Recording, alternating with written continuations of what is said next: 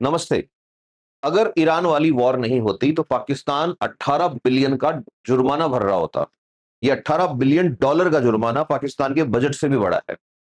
अगर उस टाइम पे मनमोहन सिंह जी ने ना नहीं बोला होता, तो आज इंडिया में गैस महंगी नहीं होती। अगर उस टाइम पे जॉर्ज बुश प्रेशर नहीं बनाते, तो आज इंडिया के अंदर पेट्रोल की प्रॉब्लम कम होती।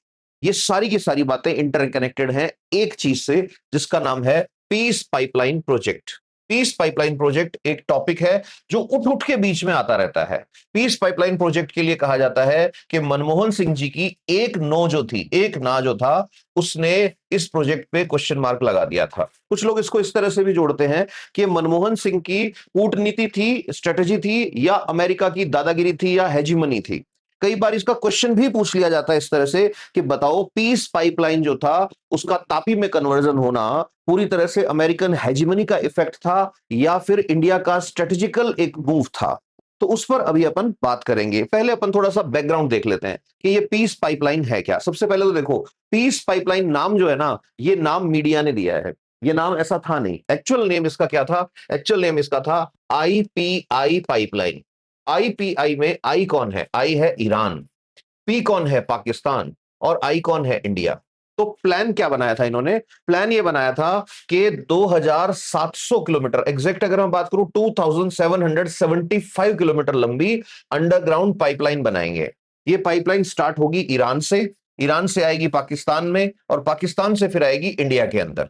अब ये जो पाइपलाइन होगी, ये पाइपलाइन नेचुरल गैस की सप्लाई करेगी। अब नेचुरल गैस की सप्लाई अगर होगी, तो सीधा ईरान से गैस पहुंचेगा इंडिया में। कहां से होते हुए? पाकिस्तान की जमीन से होते हुए। तो पाकिस्तान क्यों हमें वहां से पाइपलाइन निकालने देगा? तो इसका जवाब है, पाकिस्तान के साथ डील के अंदर ये लिखा गया था कि पाकिस्तान को हर एक यूनिट जो गैस वहां से पास होगी, उस पर पाकिस्तान को किराया मिलेगा, इस बात का कि वो पाइपलाइन उसकी जमीन से निकल रही है। तो ये जो आईपीआई पाइपलाइन थी, ऐसा माना गया था कि इससे रिश्ते सुधरेंगे। तो मीडिया ने धीरे धीरे इसको नाम दे दिया था पीस पाइपलाइन। अब पीस पाइपलाइन की बातें जैसे ही मीडिया में आई, तो मीडिया में अगर आएंगी तो ऑब्वियसली ये बातें यूएसए तक भी पहुंचेंगी। अब जैसे ये बातें यूएसए तक पहुंची, तो यूएसए के अंदर खलबली मच गई इस बात पे। रीजन क्या था? कि यूएसए जो था, यूएसए ये जानता था कि ईरान जो है वो दुनिया का दूसरा सबसे बड़ा गैस रिजर्व है। दुनिया में अगर ईरान ईरान की गैस काम में ली जाए, सिर्फ ईरान की, तो ये ऐसा माना जाता है कि अगले 200 साल तक अकेला पूरे इंडिया का काम चला सकता है। सिर्फ अकेला ईरान 200 साल तक इंडिया को गैस दे सकता है। और यहां सिर्फ इंडिया नहीं था, इंडिया के साथ पाकिस्तान भी था। तो इंडिया और पाकिस्तान दोनों बहुत पॉपुलेशन है, दोनों जगह की मिला दें तो 150 करोड़ लोग हो जाते हैं। अब 150 160 करोड़ लोग जो हैं, कंज्यूमर हैं, उनको अगर दुनिया का दूसरा सबसे बड़ा प्रोड्यूसर मिल जाए, तो ऑब्वियसली एक इकोनॉमी एस्टैब्लिश हो जाएगी। तो इसमें तो अमेरिका को प्रॉब्लम होनी नहीं चाहिए थी। अमेरिका को बड़ी प्रॉब्लम इस बात से थी कि इस पूरे गेम के अंदर मुनाफा होने वाला था ईरान का। और आपको पता होगा कि ईरान और यूएसए जो हैं, ये शुरू से ही एक दूसरे के दुश्मन रहे हैं। शुरू से का मतलब तब से जब ईरान ने अमेरिकी कंपनियों को अपनी जमीन से उखाड़ के फेंक दिया था। जिन लोगों को हिस्ट्री नहीं पता, उनको एक लाइन के अंदर अगर बताना हो तो मैं ये बताऊंगा कि ईरान की हिस्ट्री अगर पढ़ोगे, मैंने एक वीडियो में बताया भी है, लिंक मैं यहां पर डलवा दूंगा ऊपर की साइड। तो अगर आप हिस्ट्री पढ़ोगे तो आपको पता लगेगा कि ईरान के तेल को अमेरिका और यूरोप की कंपनियां ईरान से निकाल के दूसरों को बेचा करती थी। उनको उखाड़ के फेंका ईरान के शासक ने, ईरान के राजा ने। उसके बाद से आज तक ईरान और यूएसए की लड़ाई कंटिन्यू जारी है। तो अब इस गेम के अंदर भी ये होने वाला था कि ईरान के लिए तो परमानेंट फायदा था, तो ईरान ने तो सुनते ही यस कर दिया। पाकिस्तान जो था, पाकिस्तान ने थोड़े टाइम तक नेगोशिएशन किए। पाकिस्तान कह रहा है मुझे $1.5 चाहिए, एक यूनिट गैस यहां से पास होगी उसका। बट इंडिया कह रहा था कि हम 0.55 सेंट आपको दे सकते हैं। फिर बीच का एक रास्ता निकल के आया और यस हो गया था पाकिस्तान की तरफ से भी। अब इंडिया जो था, इंडिया को यस करना था। अच्छा, थोड़ा सा इसका बैकग्राउंड मैं आपको बता दूं। इतना जबरदस्त आइडिया जिन लोगों ने दिया, उनमें से इंडिया की तरफ से एक स्कॉलर, आपने नाम सुना होगा, राजेंद्र पचौरी। राजेंद्र पचौरी जो थे, ये आईपीसीसी जो है, inter governmental panel for climate change, उसके भी चेयरमैन रह चुके हैं। और राजेंद्र पचौरी जी ने, ईरान के एक स्कॉलर थे जिनका नाम था अली शम्स, उनके साथ बैठ के ये डिजाइन की थी पाइपलाइन। इस पाइपलाइन को डिजाइन हो गई, ऑब्वियसली यस होने वाली थी दोनों तरफ से, क्योंकि सभी का फायदा था। तो उस टाइम 2007 और 2008 में बहुत बड़ा गेम चेंज हुआ। 2007 में ये बात पूरी तरह माहौल बन गया था कि अब एक पाइपलाइन बिछेगी जो ईरान से पाकिस्तान जाएगी और पाकिस्तान से इंडिया जाएगी। अब हुआ क्या कि यूएसए ने, उन दिनों प्राइम मिनिस्टर हुआ करते थे मनमोहन सिंह, तो यूएसए ने, जॉर्ज बुश जो थे, उन्होंने मनमोहन सिंह गवर्नमेंट से कांटेक्ट किया और कांटेक्ट करके इंडिया को बोला कि भाई एक काम करो, आप इस पाइपलाइन प्रोजेक्ट को अभी होल्ड पे डालो, आप इसके अंदर यस मत करो, हम आपको एक और चीज दिलवाते हैं। अब देखो, उस टाइम मनमोहन सिंह भी बहुत मजे हुए खिलाड़ी थे। उन्होंने कहा क्या दिलवाने वाले हो हमें? तो यूएसए ने दो चीजें प्रपोज करी इंडिया के लिए। नंबर एक, इंडिया को बोला कि हम आपकी सिफारिश एनएसजी के लिए करवा देंगे। अब एनएसजी क्या है आपको पता होगा, nuclear supplier group. Nuclear supplier group क्या है कि जो एनरिच्ड यूरेनियम होता है या ऐसी कोई भी चीज जिसका यूज ड्यूअल यूज के लिए हो सकता है, ड्यूअल पर्पस के लिए हो सकता है, फॉर एग्जांपल यूरेनियम। अब यूरेनियम से एनर्जी भी बनती है और यूरेनियम जो है उससे एटम बॉम्ब भी बनता है। तो इंडिया को एनर्जी के लिए अच्छे लेवल का यूरेनियम नहीं दिया करते थे ये लोग। ये क्या बोलते थे, हम आपको सप्लाई नहीं देंगे। क्यों नहीं देंगे? क्योंकि आपके पास एटम बॉम्ब है, तो आप इससे एटम बॉम्ब बना सकते हो। तो उस टाइम मनमोहन सिंह और जॉर्ज बुश के बीच में समझौता हुआ कि आप एनएसजी के मेंबर नहीं हैं, बट फिर भी हम आपको सिविल पर्पस के लिए यूरेनियम देना शुरू करेंगे। उसको सब जानते हैं, 2008 में कहते हैं सिविल न्यूक्लियर डील। तो दो तीन क्वेश्चन यहां से याद रखने हैं कि इंडिया और यूएस की न्यूक्लियर डील कब हुई थी? 2008 में हुई थी। इसको India US civil nuclear deal कह देते हैं। सिविल का मतलब कि भाई जो सिविलियन पर्पस के लिए काम में लेंगे, कि ठीक है। अब इंडिया के सामने अभी भी एक बड़ा क्वेश्चन था कि सर हमें आप यूरेनियम तो दिलवा रहे हो, बट हमारी गैस का क्या होगा? तो उस टाइम यूएसए ने इंटरवेन करके एक नया एडवाइस दिया, एक नया ऑप्शन दिया कि एक काम करो, हम एक नई पाइपलाइन बता देते हैं आपको, तापी। कि तापी क्या होगा कि तुर्कमेनिस्तान से गैस पहले अफगानिस्तान आएगी, अफगानिस्तान से पाकिस्तान आएगी और पाकिस्तान से इंडिया आ जाएगी। तो इंडिया ने कहा okay, we are okay with this. अब इस पूरे खेल के अंदर क्वेश्चन ये पूछा जाता है कि इंडिया ने क्या सिर्फ और सिर्फ यूएस की वजह से मना किया? तो आपको यह बात याद रखनी है कि ऐसा नहीं कि सिर्फ यूएस ही इसका रीजन था। ये जो 4 पॉइंट्स हैं, ये 4 पॉइंट्स जो स्टूडेंट याद रखेगा उसके मार्क्स जो हैं अच्छे आते हैं। सबसे पहला पॉइंट आपको बता के आना है कि इस पाइपलाइन के अंदर पूरे गेम में प्राइस को लेकर डिस्प्यूट चल रहा था। कि क्या चल रहा था? कि मैंने आपको बताया कि ईरान से गैस पाकिस्तान की जमीन से होते हुए इंडिया आनी थी। तो पाकिस्तान अपनी जमीन का किराया मांग रहा था कि भाई हमारे यहां से जो गैस ट्रांसफर होगी ना, तो पर यूनिट हमको अप्रोक्सीमेटली 1.57 यूएस डॉलर चाहिए।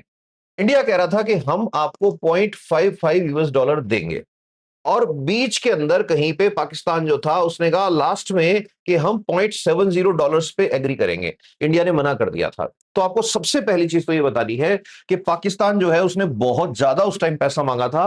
पाकिस्तान ये सोच के बैठा था कि ईरान जैसे कमा रहा है, ऐसे मैं सिर्फ इस बात की वजह से कमाऊंगा कि मेरे यहां से जो है, यहां से गैस मेरे यहां से पास होकर इंडिया के काम में आएगी। पहली चीज। दूसरा, आपको यह पॉइंट याद रखना है कि यह पाइपलाइन जो थी ये बलूचिस्तान से निकल रही थी। अब बलूचिस्तान में प्रॉब्लम क्या है कि बलूच उस टाइम, बलूच रिबल जो थे, बलूच जो विद्रोही थे, वो पाकिस्तान की पाइपलाइंस को, पाकिस्तान की रेलवे लाइंस को, पाकिस्तान के इंफ्रास्ट्रक्चर को भी डैमेज कर देते थे।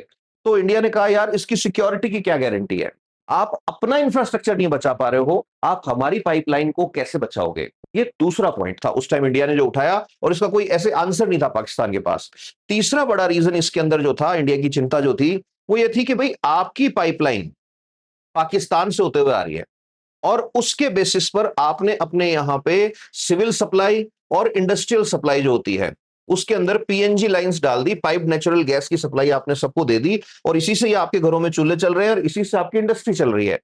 अब कल को कश्मीर को लेके कहीं पे, जैसे अभी ऑपरेशन सिंदूर के टाइम हुआ था, या बीच बीच में एस्केलेट होते रहते हैं मुद्दे, एकदम से दोनों कंट्री एक दूसरे के सामने फौज लेके आके खड़ी हो गई और हो गया कि जंग के आसार हो रहे हैं।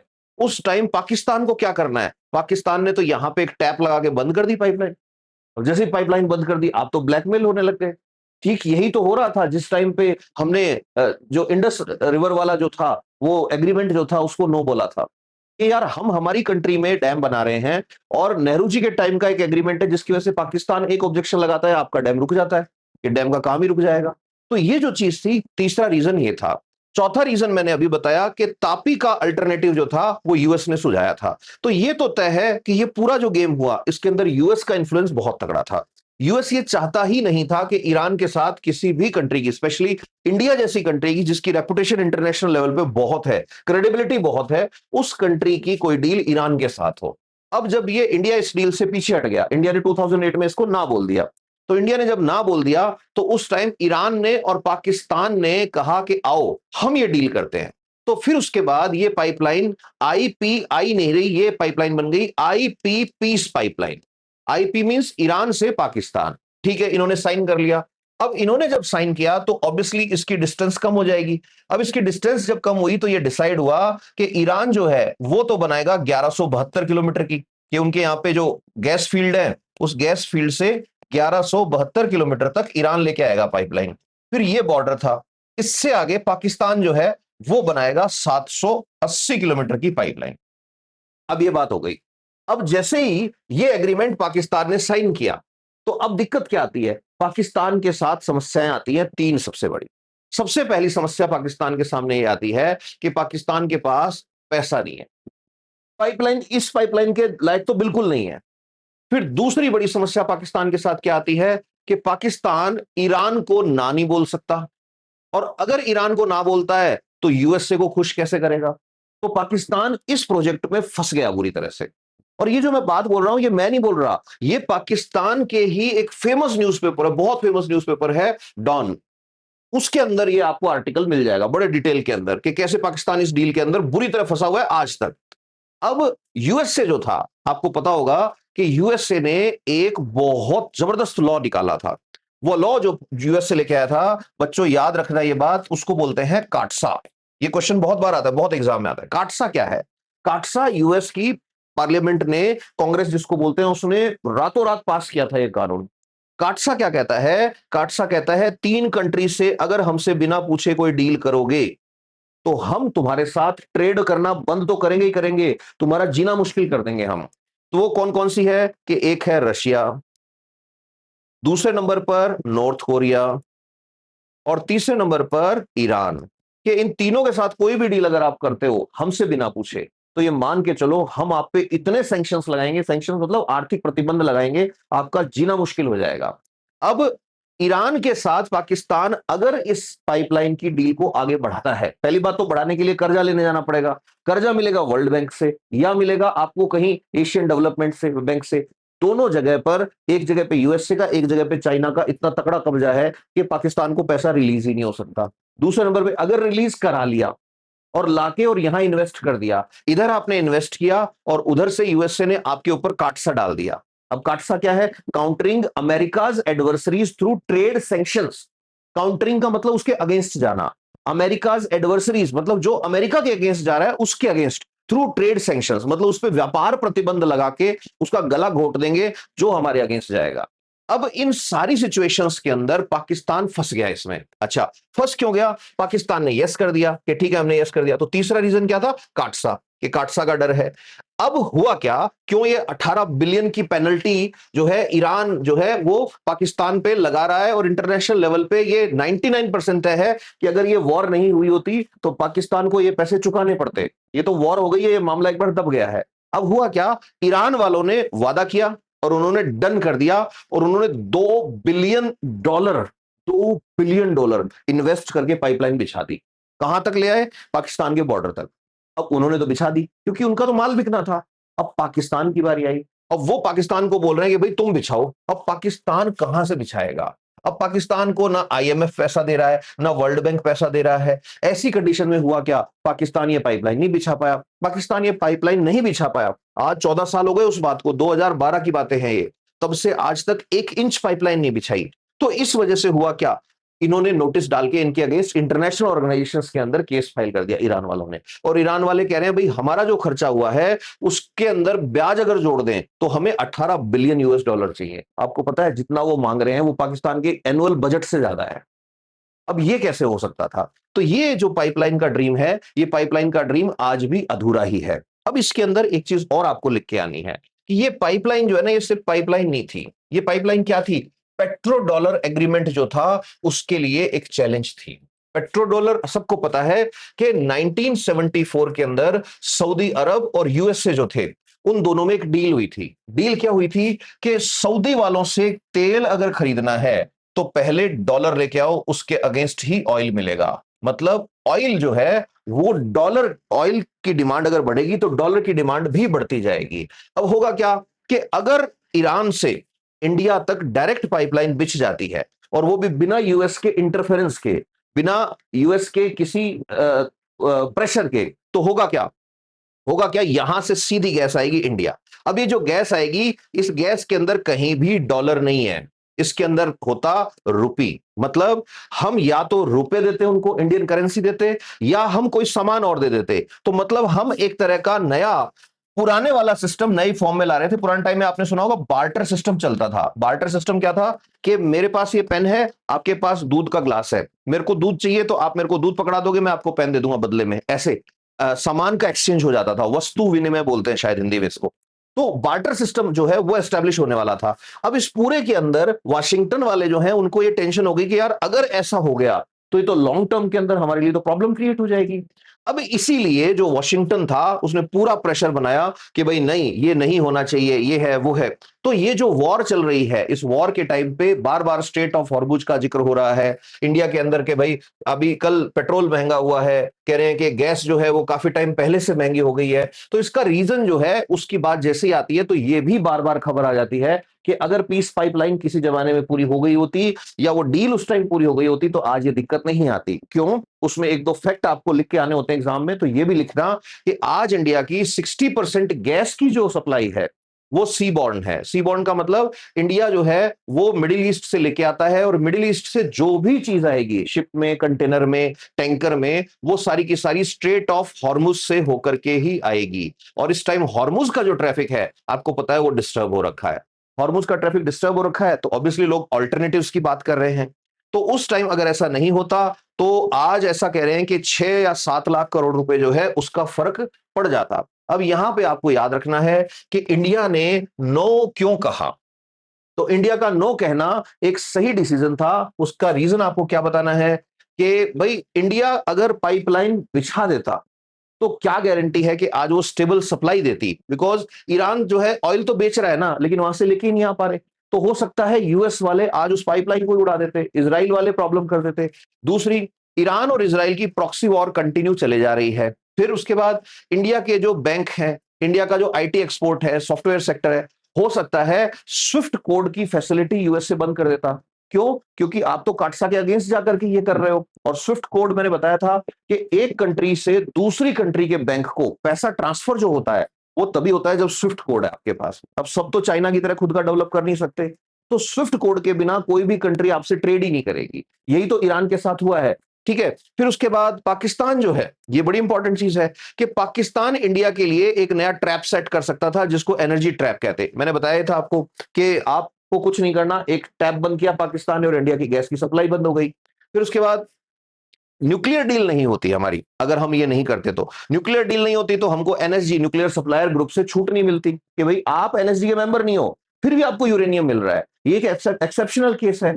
फिर उसके बाद आपके यहाँ सिविल न्यूक्लियर प्रोग्राम जो है वो इतना डेवलप नहीं होता जितना आज हो रखा है। अब आज हम ऑलरेडी 8 गीगावाट जो है उसका क्रॉस कर चुके हैं माइलस्टोन, और आगे हम प्लान कर रहे हैं कि भाई हम इसको 12 गुना तक बढ़ा देंगे। अब इसको 12 टाइम्स तक बढ़ाना बहुत बड़ी बात है। इतनी बड़ी कंट्री है, ऑलमोस्ट हर जगह आजकल 24 आवर इलेक्ट्रिसिटी की सप्लाई आ रही है। इसमें बहुत बड़ा कंट्रीब्यूशन न्यूक्लियर पावर प्रोग्राम का है। अभी अभी हमने शांति बिल जो है उसको पास किया है, शांति एक्ट हम लेकर के आए हैं। प्राइवेट सेक्टर कंपनीज जो है वो भी अब न्यूक्लियर यूनिट्स लगा रही हैं बहुत जगह पे। तो इंडिया का न्यूक्लियर प्रोग्राम जो है दुनिया के सबसे बड़े न्यूक्लियर प्रोग्राम्स में से एक होने वाला है। ये सारा का सारा रिजल्ट 2008 की उसी डील का है जिसको सिविल न्यूक्लियर डील बोला जाता है। तो इसका मतलब मनमोहन सिंह सरकार के उस टाइम के मूव जो थे उनके अंदर बहुत सारी चीजें ऐसी छुपी हुई थी जो आज फायदा दे रही हैं। फिर उसके बाद अगर आपसे यह पूछा जाए कि भाई आपने जो नो बोला उससे नुकसान क्या हुआ, क्योंकि हमें तो न्यूट्रल रह के बात करनी है, हमसे जो पूछा जाए उसी तरह का आंसर देना है। तो सबसे पहली चीज ये कहनी है कि 15 साल पहले यूएसए की बातों में आके हमने ये कहा था कि ठीक है तापी लाइन बनेगी। तापी लाइन अभी तक नहीं बनी है। तुर्कमेनिस्तान, अफगानिस्तान, पाकिस्तान, इंडिया, ये ड्रीम ही बना हुआ है अभी भी। दूसरी बात, आज भी मैंने कहा 6 से 7 लाख करोड़ रुपए का हमारा लॉस हो रहा है, क्योंकि हमारा सी रूट से जो सप्लाई आता है वो महंगा पड़ता है।